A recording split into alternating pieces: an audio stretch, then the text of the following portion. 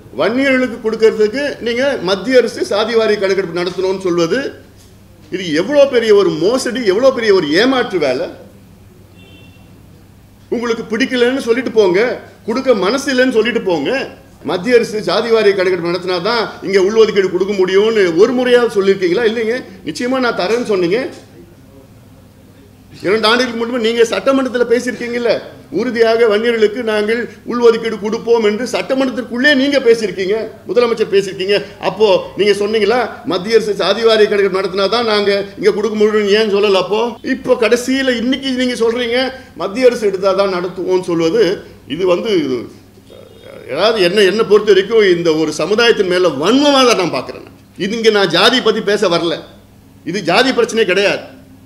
தமிழ்நாட்டில் பெரும்பான்மையான ஒரு சமுதாயம் இன்னைக்கு கோவணம் கட்டிக்கிட்டு கூழோ கஞ்சியோ குடிச்சிட்டு குடிசையில் வாழ்ந்துக்கிட்டு ரோடு போட்டுக்கிட்டு சாராயத்தை குடிச்சிக்கிட்டு படிப்பறிவு இல்லாத வேலை வாய்ப்பு இல்லாத ஒரு மிகப்பெரிய ஒரு சமுதாயம். இந்த சமுதாயத்தை முன்னேற்றினா தமிழ்நாடு முன்னேறும். தமிழ்நாட்டில் 2 பெரிய சமுதாயங்கள் இருக்குது இந்த நிலையில் இருக்கு. தாழ்த்தப்பட்ட சமுதாயம், ஒன்று வன்னியர் சமுதாயம். இந்த 2 சமுதாயம் சேர்ந்தா 40 விழுக்காடு மக்கள் தொகை. இந்த சமுதாயத்தை முன்னேற்றுவதை தவிர வேற உங்களுக்கு வேற என்ன வேலை? இது எங்களுடைய DNA, எங்கள் ரத்தத்தில் ஊறி இருக்கிற ஒரு பிரச்சனை. இது 45 வருஷமா எங்க மருத்துவர் ஐயா அவர்கள் இதற்கு போராட்டம் பண்ணி நூற்றுக்கணக்கான உயிர்களை தியாகம் செய்திருக்கின்றார்கள். லட்சக்கணக்கான வழக்குகளை பெற்றிருக்கின்றோம், ஆயிரக்கணக்கான போராட்டங்களை நடத்தியிருக்கின்றோம். எதுக்கு? சமூக நீதிக்காக. வேலைக்கும் படிப்புக்கும் அடிச்சுக்கிறோம், நாங்கள் போராடிட்டு இருக்கோம். அது கொடுக்குற நிலையில நீங்க இருக்கிறீங்க, ஆனா கொடுக்கறது மனசு வரல உங்களுக்கு. சமுதாயம் மோசமான இருக்குதுன்னு தெரியுது. இப்போ இந்த எம்பிசி 20% எம்பிசி வந்ததே நாங்கள் தான் காரணம். இதில் யாரும் மறுக்கவும் முடியாது. மருத்துவர் ஐயா காரணம், எங்களுடைய போராட்டம் காரணம். 10 ஆண்டு காலம் போராட்டத்துக்கு பிறகு, தியாகம் பிறகு, உயிர் நீத்ததுக்கு பிறகு கிடைச்ச இடஒதுக்கீடு இது. அப்போ கலைஞர் அவர்கள் கொடுத்த 106 சமுதாயங்களும் சேர்த்து கொடுத்துட்டார். அப்போ தனித்தனியாக கேட்டோம், கம்பார்ட்மெண்ட்லாம் கேட்டோம், அப்போவே கேட்டோம். ஆனால் எல்லாம் 106 சமுதாயங்களும் சேர்த்து கொடுத்துட்டார். இப்போ நாளடைவில் பார்த்தா அந்த மற்ற 106 சமுதாயங்களுக்கிட்ட வன்னியர்கள் போட்டி போட முடியல. கல்வியிலும் போட்டி போட முடியல, வேலை வாய்ப்பிலும் போட்டி போட முடியல. ஏன்னா அவங்க நல்லா படிச்சுட்டு நல்லா வந்துட்டாங்க, இவங்களுக்கு கிடைக்கிற வேலை கிடைக்கல. அதனால தான் மீண்டும் கேட்டோம், எங்களுக்கு அது உள்ஒதுக்கீடு கொடுங்க. இப்போது ஆதி திராவிடர் இருக்காங்க, தேவேந்திர குல வேளாளர் இருக்காங்க, அருந்ததியர் இருக்காங்க. அருந்ததியருக்கு ஆதி திராவிடர்கிட்டையும் தேவேந்திர குல வேளாளர் மத்தியில் போட்டி போட முடியல. அதனால தான் அருந்ததியர்களுக்கு 3 விழுக்காடு உள்ஒதுக்கீடு ப்ளஸ் என்னன்னா அந்த 15 விழுக்காட்டிலையும் அந்த அருந்ததியர் போட்டியிடலாம். எக்ஸ்க்ளூசிவாக 3 விழுக்காடு ப்ளஸ் மற்றதுலேயும் 15 விழுக்காடு போட்டியிடலான்னு கொடுத்துருக்கு. ஏன்னா அவங்க போட்டி போட முடியல. அதே நிலை தான் வன்னியர்கள் இருக்கிறாங்க. அதில் போட்டி போடுறதுலன்னா இந்த பிஏ பிஎல்பி அந்த படிப்பு சாதாரண படிப்பு ப்ளஸ் முக்கியமாக வேலை வாய்ப்பு. டிஎன்பிசியில் சொல்கிறாரு, அது டேட்டா எடுக்க சொல்லுங்கள். குரூப் ஏ எத்தனை பேர் கிடச்சிருக்குது, குரூப் பி எத்தனை பேர் கிடச்சிருக்குது. போன டிஎஸ்பியில் 22 பேர் எடுத்திருக்காங்க, டிஎஸ்பி எடுத்திருக்காங்க. அதில் எவ்வளோ வன்னியர் கிடச்சி? 2 பேர் தான் கிடச்சிது. மற்ற 20 பேர் மற்ற சமுதாயத்தை சார்ந்தவங்க. ஆனால் போராடினது உயிர் நீத்தது எல்லாம் இந்த சமுதாயம் தான். அப்போ என்ன நியாயம் கிடைக்குது? பொய்யே சொல்லிக்கலாம். இன்னொன்று, இவங்க சொல்கிற கணக்கு கியூமுலேட்டிவ் கணக்கு சொல்கிறாங்க. நாங்கள் போய் பார்த்தப்போ கியூமுலேட்டிவ் டேட்டா தனித்தனியாக கொடுக்கறது இல்லை. இவங்க மொத்தமாக சேர்த்து எல்லாம் குரூப் 1 through 3 4 கியூமுலேட்டிவாக இவ்வளோ வர்றாங்க. பின்தங்கிய சமுதாயங்களுக்கு எல்லாத்துக்கும் முன்னுரிமை வழங்க வேண்டும், இடஒதுக்கீடு அதிகமாக கிடைக்கணும். அதானே சமூக நீதி. இதுக்கு யார் யார் எந்த நிலையில் இருக்கிறாங்கன்னு தெரிஞ்சால் தானே நீங்கள் சமூக நீதி நிலைநாட்ட முடியும். உங்களுக்கு அதுக்கு கணக்கெடுப்பு நடத்துறதுக்கே உங்களுக்கு மனசு இல்லைன்னா நீங்கள் எப்படி நீங்கள் சமூக நீதி பற்றி பேசுறது தகுதி இருக்கு உங்களுக்கு? மாநில அதிகாரத்தை பறிக்கிறாங்கன்னு சொல்லிட்டு இருக்க முதலமைச்சர், மாநிலத்துக்கு அதிகாரம் இருக்கு, இந்த அதிகாரத்தை நிலைநாட்ட வேண்டியது தானே இவர். நான் மீண்டும் சொல்றேன், மத்திய அரசு கணக்கெடுப்பு நடத்தினா அது தலையை தான் கணக்கெடுப்பு நடத்துவாங்க. மாநில அரசு முழுமையாக நடத்தினா தான் இதெல்லாம் நடத்த முடியும். இதெல்லாம் சோஷியல் பேக்வர்ட்னஸ். எத்தனை பேர் ஒரு சமுதாயம், இப்போ சொல்கிற மீனவர் சமுதாயத்தில் எத்தனை பேர் குடிசையில் இருக்கிறாங்க, எத்தனை பேர் வீடு இருக்குது, அந்த வீடு எத்தனை ஸ்கொயர் ஃபீட் இருக்குது, அதில் எத்தனை பேர் பட்டதாரிகள் இருக்காங்க, எத்தனை பேர் படிச்சிருக்கிறாங்க, அந்த வீட்டில் கழிப்பறையில் இருக்கா, அது மாதிரி 20-25 குறியீடுகள் இருக்குது, பேராமீட்டர்ஸ் இருக்குது. அதை எடுத்து தான் அதை ஜஸ்டிஃபை பண்ணி ப்ளஸ் பாப்புலேஷன் ஜஸ்டிஃபை பண்ணி, ஓஹோ இந்த பாப்புலேஷன் இவ்வளோ இருக்கிறாங்க ஆனால் இவ்வளோ பின்தங்கிய நிலையில் இருக்கிறாங்கன்னு சொல்லி அதுதான் ஜஸ்டிஃபிகேஷன். மத்திய அரசு என்ன வேணால் சொல்லிட்டு போட்டோங்க, உங்களுக்கு அதிகாரம் இருக்குதில்ல, அது அதிகாரத்தை பயன்படுத்தி நீங்கள் எடுங்க. நாங்கள் சொல்லுவோம், மத்திய அரசு வலியுறுத்துவோம். அது வேற. அதை மீண்டும் நாங்கள் மீண்டும் சொல்லுது, மத்திய அரசு எடுத்தால் அது தலை கணக்கு தான் எடுப்பாங்க.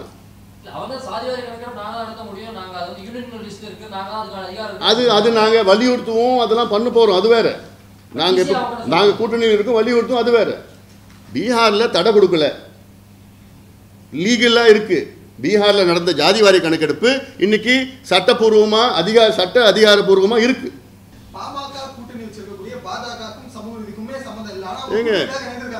எங்க தனித்துவம் வேறங்க. நாங்க கூட்டணி வச்சு எங்க கொள்கையெல்லாம் விட்டு கொடுத்துருவோமா? எங்களுக்கு தனித்துவம் இருக்கு. நான் இன்னைக்கு நீட் நாங்கள் எதிர்க்கிறோம். நாங்கள் கூட்டணி போன காம்ப்ரமைஸ் ஆயிட்டோமா என்ன? கூட்டணி என்பது தேர்தல் கூட்டணி. திமுக பாஜகவோட கூட்டணி வைக்கலையா? இல்லை திமுகவுக்கும் காங்கிரஸுக்கும் ஒரே கொள்கை வச்சிருக்காங்களா? இல்லை காங்கிரஸுக்கும் கம்யூனிஸ்டுக்கும் ஒரே கொள்கை வச்சிருக்காங்களா? கேரளாவில் பார்த்தா தெரியும். அங்கே போயிட்டு அரவிந்த் கெஜ்ரிவாலுக்கும் காங்கிரஸுக்கும் ஒரே கொள்கை வச்சிருக்காங்களா? நான் மம்தா பானர்ஜியும் காங்கிரஸ் ஒரே கொள்கையில் இருக்காங்க. அப்போ அவங்க கொள்கையில சமரசம் ஆயிடுவாங்களா? நாங்கள் அது கூட்டணி, அது எங்களுடைய கொள்கைகள், அதுவும் எங்களுடைய அடிமட்ட கொள்கைகள் சமூக நீதி. எங்கள் இயக்கம் தொடங்குனது காரணமே சமூக நீதி தான். அதில் நாங்கள் எப்படி நாங்கள் விட்டு கொடுக்க போகிறோம்? விக்கிரவாண்டி இடைத்தேர்தலில் வன்னியர்கள் திமுகவுக்கு வாக்களிப்பதை 1000 ராமதாசுகள் வந்தாலும் தடுக்க முடியாது திரு ஆர் எஸ் பாரதி சொல்லியிருக்காரு. யார் சொல்றது? R S Bharathi. அவர் சமீப காலத்தில் ஏதோ கொஞ்சம் பேசிட்டு இருக்காரு. அதெல்லாம் சீரியஸாக எடுத்துக்காதீங்க. அது முதிர்ச்சி காரணமாக ஏதோ பேசிட்டு இருக்காரு. அது என்னென்னோ பேசிட்டு இருக்காரு. அதெல்லாம் நாங்கள் சீரியஸாக எடுத்துக்கிறது நீங்களும் எடுத்துக்காதீங்க. இது சமூக நீதி பிரச்சனை. இது ஏதோ ஜாதி பிரச்சனை கிடையாது. அப்பட்டமாக ஒரு பொய்யை சொல்லிட்டு இருக்கிறாங்க. அவங்களுக்கு மனசு இல்லை, கொடுக்கறதுக்கு மனசு இல்லை. இது மூடி மறைக்கிறதுக்கு மத்திய அரசு காரணம், இந்த அரசு காரணம்லாம் சும்மா காரணங்கள் சொல்லிட்டு இருக்கிறாங்க. அதாவது இது ஏதோ ஒரு சமுதாயத்தை சார்ந்த பிரச்சனை கிடையாதுங்க, தெரிஞ்சுக்கங்க.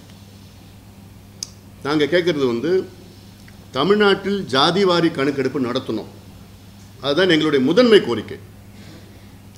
நடத்தி எந்தெந்த சமுதாயங்கள் இந்த இடஒதுக்கீட்டில் பயன்பெற்றிருக்கின்றார்கள், எந்தெந்த சமுதாயங்கள் பயன்பெறவில்லை என்று முதல்ல நம்ம தெரிஞ்சுக்கணும், அரசு தெரிஞ்சுக்கணும். அதுதான் எங்களுடைய முதன்மை கோரிக்கை. அதில் வன்னியர்களும் சேர்ந்து உள்ள வருவாங்க. மற்ற எல்லா மீனவர்கள் சமுதாயம் இருக்கிறாங்க, யாதவர்கள் இருக்கிறாங்க, முத்திரை சமுதாயம், தேவர், எல்லா சமுதாயம் அதில் கணக்கெடுப்பு நடத்தணும். நடத்தி இவ்வளோ காலமாக நமக்கு இடஒதுக்கீடு வழங்கப்பட்டிருக்கிறது, அதில் யார் கிரீம் இருக்கு, யார் அதிகமாக எடுத்துருக்கிறாங்க, அதெல்லாம் கண்டுபிடிச்சு யார் கிடைக்கல அவங்களுக்கு முன்னுரிமை கொடுக்கணும். அதுக்காக தான் நான் எடுக்க சொல்கிறோம். மீண்டும் மீண்டும் சொல்வது, 1980 எங்கள் ஐயா வலியுறுத்துவதற்கு காரணம் இதுதான். அதே போன்ற தாழ்த்தப்பட்ட சமுதாயத்துக்கு நீ 18 22 கொடுக்கணும், 22 கொடுக்கணும். அதெல்லாம் எங்களோட கோரிக்கை. அப்போ நீங்கள் எடுத்தா தானே தெரியும் உங்களுக்கு. நாங்கள் எடுக்காமலே தட்டி கழிச்சு, உங்களுடைய அதிகாரத்தை தட்டி கழிச்சு, அப்போ எடுக்கிறதுக்கு மனசு இல்லைன்னு சொல்லிட்டு போங்களேன் வெளிப்படையா.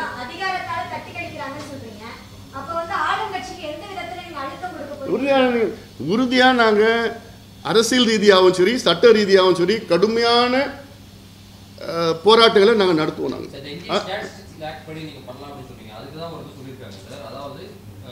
இந்த ஸ்ட்ராட்டஜிஸ் படி பார்த்தீங்கன்னா மாநில சாதனை கணக்கு நடத்தலாம்னு ஒரு கருத்து நிலவுது.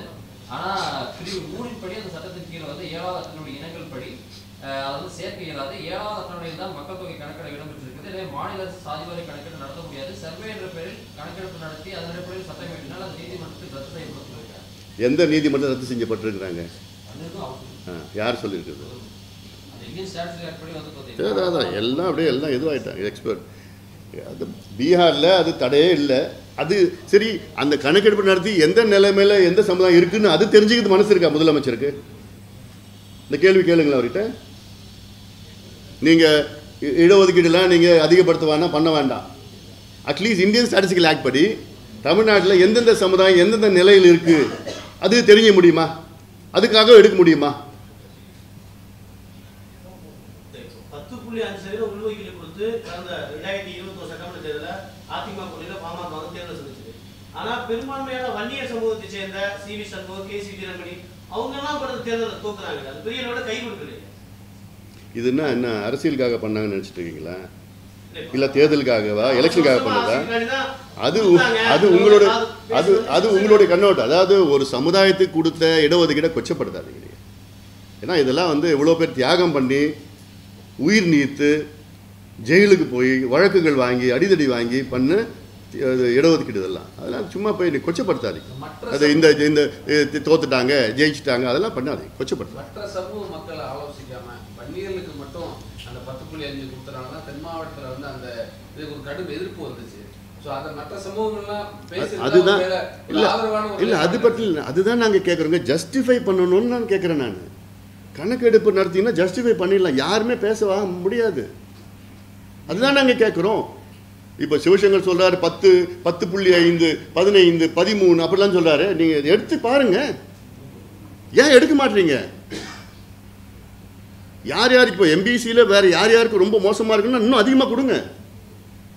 கொடுக்க வேண்டாம்னு நாங்கள் யாருக்குமே சொல்லலை. நாங்கள் கொடுங்க, இன்னும் நிச்சயமாக வாய்ப்பு என்ன சந்திப்பேன். நான் சந்திச்சு நான் வலியுறுத்துவோம், தொடர்ந்து வலியுறுத்திட்டு போகிறோம். அதுவும் சந்திப்போம். அது பிறகு எல்லாரையும் எல்லா மக்களையும் பின்தங்கிய சமுதாயங்கள் தாழ்த்தப்பட்ட சமுதாயங்கள்லாம் திரட்டி நாங்கள் கடுமையான போராட்டங்கள் நடத்துவோம். நாங்கள் அது எதுக்கும் தயங்க போகிறதில்லை. எங்களை பற்றி உங்களுக்கு தெரியும். இது வந்து சமூக நீதி பிரச்சனை, வாழ்வாதார பிரச்சனை, தமிழ்நாட்டினுடைய முன்னேற்ற பிரச்சனை. இது மக்களுக்கு இப்ப 18% கொடுக்குறாங்க. அதாவது கூடுதலா கொடுக்கணும்னு கேட்டா எவ்வளவு கொடுக்கணும்? 22 விழுக்காடு கொடுக்கணும். உள்ஒதுக்கீடு திடீர்னு திமுக கைவிட்டது காரணம் விக்கிரவாண்டி இடைத்தேர்தல் விசசாராய பணிதான் காரணம். அது நீங்க அவங்க கிட்ட கேட்கணும். அதெல்லாம் எங்களை பொறுத்த வரைக்கும் இல்லை, எங்களை பொறுத்த வரைக்கும் இந்த பிரச்சனை ஏதோ தேர்தலுக்காகவோ இடைத்தேர்தலுக்காகவோ பொது தேர்தலுக்காகவோ நாங்கள் எழுப்பது கிடையாது. தொடர்ந்து 45 ஆண்டு காலமாக எங்களுடைய கோரிக்கையை நாங்கள் வச்சுட்ருக்குறோம், போராடிட்டுருக்கோம். யார் வந்தாலும் அழுத்தம் கொடுத்துட்ருக்குறோம். இந்த இடைத்தேர்தல் இப்போ வந்தது. 2 ஆண்டு காலமாக முதலமைச்சரை பல முறை ஐயா நாங்களாம் சந்திச்சு தான் இருக்கிறோம். அதனால் இதுக்கும் இடைத்தேர்தல் சம்மந்தம் கிடையாது. இல்லை, இது சம்மந்தப்படுத்தி இப்போ வந்துட்டாங்க இடைத்தேர்தலுக்கு அப்போ இப்போ பேசுவாங்க பேசுகிறதெல்லாம் அதெல்லாம் வந்து மோசமான வாதங்கள். அதெல்லாம் அது மக்களும் ஏற்றுக்க போகிறது கிடையாது. இல்லை, சிவசங்கர் வந்து அழைப்பு எடுத்திருந்தார் சார். உங்களை இதுக்கு சிவசங்கர் அதுக்கு அழைப்பு எடுத்திருந்தாரு. இப்போ நீங்கள் அழைப்பு ஏற்றுட்டீங்க. என்ன இடம் இன்னும் அது சொல்லட்டும். நான் எங்கே வேணால் வரத்துக்கு தயாராக இருக்கேன். இல்லை, இப்போ போன முறை இப்போ 2018 அமைச்சர் செங்கோட்டையன் இருந்தப்போ நீங்கள் இடம்லாம் ஃபிக்ஸ் பண்ணீங்க. இது அவரே ஏற்பாடு பண்ணுறேன். நான் வந்துடுறேன், நீங்களும் வந்துடுங்க. ஆமாங்க, நான் தயாராக இருக்கிறேன். நான் விவாதம் பண்ணதுக்கு தயாராக இல்லை. நீங்கள் ஒரு மேடையை போடுங்க, நாங்கள் 2 பேரும் வந்துடுவோம். பண்ணுங்க. இது அமெரிக்காவிலையும் யூகேல நடக்கிறது மாதிரிலாம் ஏங்க நீங்கள் இனிஷியேட் பண்ணுங்களேன். அமெரிக்காவில் யார் இனிஷியேட் பண்ணுறா? மீடியா தானே இனிஷியேட் பண்ணுறாங்க. கூப்பிடுங்க, நான் முதல்ல வந்துடுறேங்க. ஏங்க நீங்கள் சொல்லுங்கள், ஒரு 2-3 டேட் கொடுங்க, நான் வந்துடுறேன். பொதுவாக நீங்கள் இது மாதிரி ஒரு பொதுவான இடத்துல நீங்கள் எல்லா சேனலும் வாங்க.